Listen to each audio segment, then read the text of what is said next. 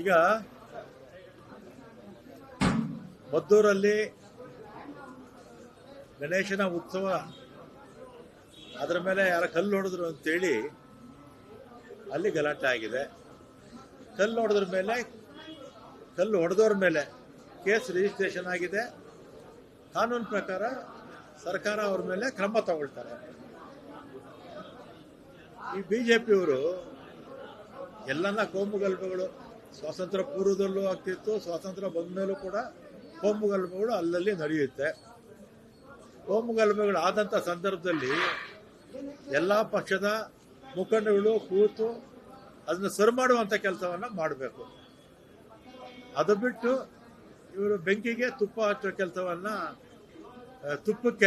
ಬೆಂಕಿಗೆ ತುಪ್ಪ ಹಾಕುವಂಥ ಕೆಲಸವನ್ನು ಮಾಡಿ ಇವತ್ತು ರಾಜ್ಯದಲ್ಲಿ ಅರಾಜಕತೆ ಮಾಡೋದಕ್ಕೆ ಇವರು ಬಿಜೆಪಿಯವರು ಪ್ರಯತ್ನ ಮಾಡ್ತಾ ಇದ್ದಾರೆ.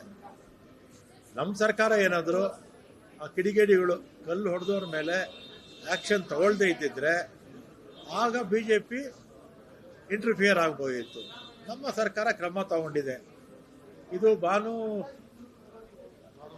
ಮಸ್ತಾಕ್ ಅವರು ಅವ್ರನ್ನ ದಸರಾ ಕರಿಬಾರ್ದು, ಅಲ್ಲಿಂದ ಇದು ಪ್ರಾರಂಭ ಆಗಿರ್ತಕ್ಕಂಥದ್ದು. 1924 ಇರಬೇಕು. ಆಗ ನಾಲ್ವಡಿ ಕೃಷ್ಣರಾಜ ಒಡೆಯರ್ ಅವರು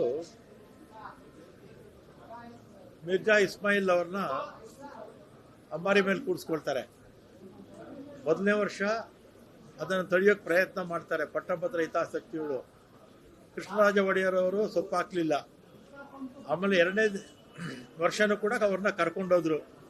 ಆ ಸಂದರ್ಭದಲ್ಲಿ ಮೈಸೂರು, ಬೆಂಗಳೂರು ಇಲ್ಲೆಲ್ಲ ಕೂಡ ಗಲಾಟೆಗಳು ಮಾಡಿಸಿದ್ರು. ಆಗಿನ ಸಂದರ್ಭದಲ್ಲಿ 24ರಲ್ಲಿ ಬೆಂಗಳೂರು, ಮೈಸೂರು, ಮಂಡ್ಯ ಇಲ್ಲೆಲ್ಲ ಕೂಡ ಗಲಾಟೆಗಳು ಮಾಡಿಸಿದ್ರು. ಮತ್ತು ಅದೇ ಈಗ ನೆಪ ಇಟ್ಕೊಂಡು ಇವತ್ತು ಗಲಾಟೆಗಳು ಮಾಡಿಸೋದಕ್ಕೆ ಎಲ್ಲ ರಾಜ್ಯದಲ್ಲಿ ಎಲ್ಲ ಭಾಗದಲ್ಲೂ ಕೂಡ ಬಿಜೆಪಿಯವರು ಪ್ರಯತ್ನ ಮಾಡ್ತಾ ಇದ್ದಾರೆ.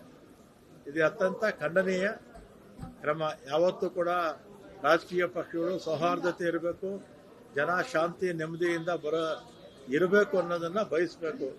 ಆದರೆ ಇವರು ಬೆಂಕಿ ಹಚ್ಚುವ ಕೆಲಸವನ್ನು ಬಿಜೆಪಿಯವರು ಮಾಡ್ತಾ ಇದ್ದಾರೆ.